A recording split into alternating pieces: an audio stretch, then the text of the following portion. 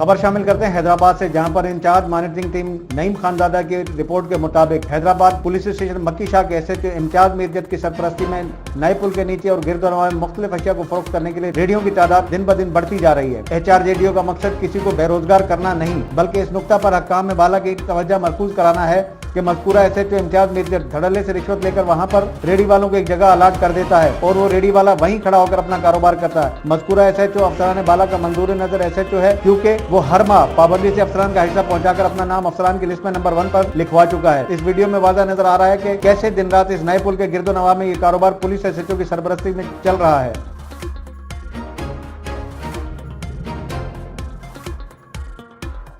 मजीद खबरों और अपडेट्स के लिए देखते रहिए हमारा YouTube चैनल HRJDO न्यूज।